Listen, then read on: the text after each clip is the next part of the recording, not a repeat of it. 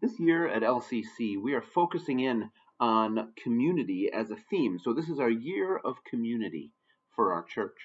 But we're tightening in that focus even a little narrower this Advent and looking specifically at 6 different traditions or streams that make up the universal church community around the world and throughout time. There have been 6 primary traditions or streams that come together to make up Christianity. So we tightened up the focus even from that yesterday in our sermon and looked specifically at the holiness stream, what we're calling the virtuous life. Yesterday we talked about that, and I mentioned the spiritual disciplines as a specific way that we can get at virtue in our lives. We're going to tighten in that focus even a little bit more this week through these blogs as we talk about specific different spiritual disciplines.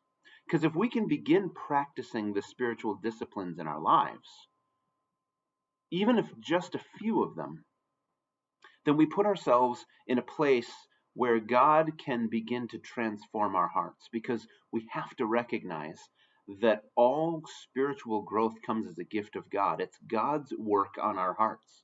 What we need to do is put our hearts in a place where we're open to God's work, because God will never force that work upon us. That's free will. He offers it, but he doesn't force it. So today we're going to hone in one last step, and we're going to look specifically at the spiritual discipline called worship. This is one of the corporate or the community spiritual disciplines, specifically because we do this together every week in worship. We come together as a community. Even now in COVID, where we can't be literally physically together, we still come together online to worship. But there's a whole lot more to worship than just a Sunday morning service. That's some of what I want to talk about today. So I want you to do this for me for a second. In a second, I'm going to ask you to pause this video. So get your fingers ready. I want you to, in your head or in a journal, I want you to think about this particular question. The question is, what is worship? How do you define worship? So go ahead and pause the video and have that definition in your head, or write it down in your journal, and then you can unpause and we'll continue. Go ahead, you can pause it. Okay, I'll assume you just did. Here's how William Temple defines worship in Richard Foster's book, The Celebration of Discipline. William Temple says this: "To worship is to quicken the conscience by the holiness of God, to feed the mind with the truth of God, to purge the imagination by the beauty of God, to open the heart to the love of God, to devote the will to the purpose of God." I know that's probably just exactly what you wrote for your definition as well. Me too. As you hear, worship is all about God. It's not about us, or frankly, even about each other. Most people in our world assume that worship is something that you do on Sunday morning, or maybe sometime during the week. We even call them worship services, right? And for many of us, that's about as far as worship goes. But our worship services aren't worship. It's kind of weird to think about. Our worship services aren't worship. Our worship services are tools we offer you. They're tools to help you with your own activity of worship. So you can have a worship service for one person, but if the one person isn't doing the work of worship, then we're not worshiping. And that just expands when we have 200 people. So our worship services are tools that we want to give you so that you can take those and do the work of worship. Do you worship best through praise songs? We offer those. Do you worship best through hymns? We offer those too. Do you worship best when you're being led in prayer? We offer that. Do you worship best through communion, or through learning about God, through a sermon, or through the passing of the peace? We offer all that as well. But how about if you worship best through a walk in the woods? We can't offer that during our worship services. But we do offer it during our unhurried retreat every January. Probably not this year, sadly, but beginning in 2022 and for the last 4 years, we've offered the unhurried retreat, where again, we offer more tools to you that you can use for the work of worship.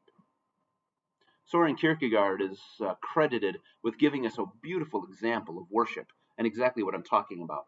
He says that most people approach a worship service the same way they approach the theater. Think about that. And if you ever get a chance, take a look at some of the more modern worship seating. They are absolutely undistinguishable from theater seating.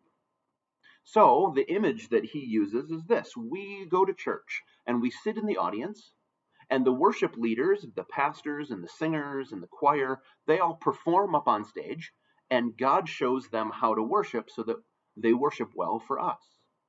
But Kierkegaard says that's not worship. That's just performance. Worship is rather this.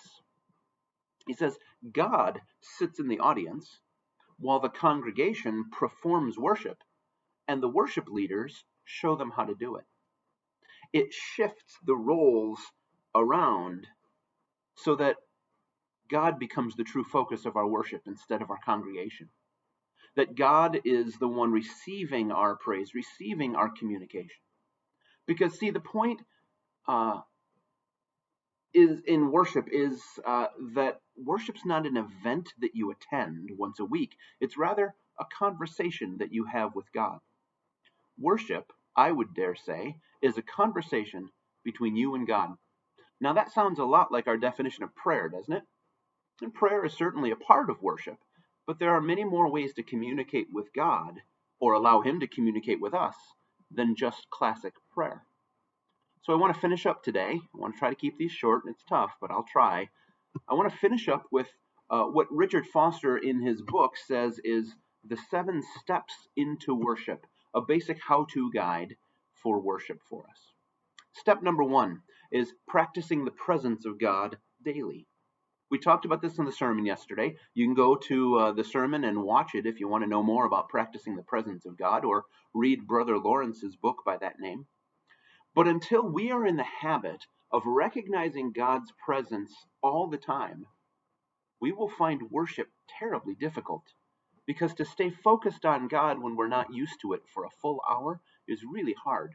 It's hard to have a conversation, let alone a full relationship, with someone that we don't even recognize to be with us. Okay, that's step 1. Step 2, have various experiences of worship on a regular basis. Don't just have one way that you worship. You go to church on Sunday morning, you sing the songs, you listen to the sermon, and you go home, and that's it. That's not enough for true worship. We have to have lots of various experiences of worship all the time. Don't just use prayer. Don't just use sermons. Don't just use walks in nature. Don't just use conversations with fellow Christians. Use all of them and more in your worship practice. Step 3, prepare yourself for corporate worship. The worship that we do together each week needs some personal, spiritual preparation to be true worship. We need to be able to quiet ourselves, to focus ourselves on God's presence with us. That's where that practicing the presence comes in. To look through the worship order and see what's coming so you're ready for it. Read through the songs and the hymn lyrics that you're about to sing and make sure that you know what you're singing. All of these are pieces of preparation before worship even begins, at least corporate worship begins. Step 4, let God lead in worship. We have to put away our own agendas when we come to worship. God may choose to speak to you or not, but that's up to Him. He may choose to use a song that you may like or not like, but if He chooses it, then it's His song to choose. He may lead you to another person, or to a time alone, or even to some self-sacrifice through the offering plate, through a dedication, through paying no attention to the service whatsoever, but instead being in silence. We have to let God lead where He will in our daily worship times. Step 5, we're almost there. Cultivate a holy dependency. Recognize, not just in your brain, but in your heart, that nothing happens in worship apart from God's will. Let us depend on Him for our worship experiences.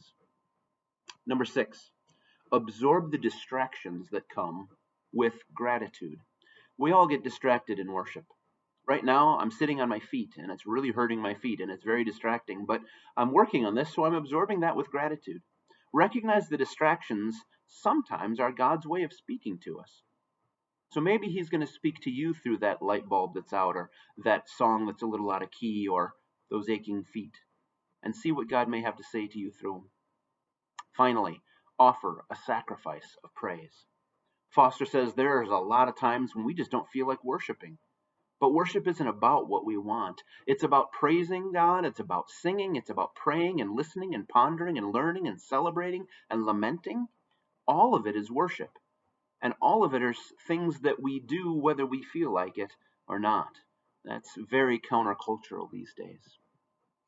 So again, Richard Foster's Celebration of Disciplines fleshes all of this out and a whole lot more. So I would encourage you to check it out. But remember, today I want you to remember that a regular daily practice of worship opens us up to God's transforming work in our hearts. And as our hearts change under God's care, this worship will become a natural part of your daily routine rather than something that you have to do every week. When someone comes to me and says, if heaven's just worship, I don't think I want to go because worship's kind of boring, they don't know the true practice of worship. So think about that. How can you experience that? You can watch this again a couple times to get those 7 different possibilities, or just look at Foster's book. And I'll see you tomorrow with another spiritual discipline. Have a good week.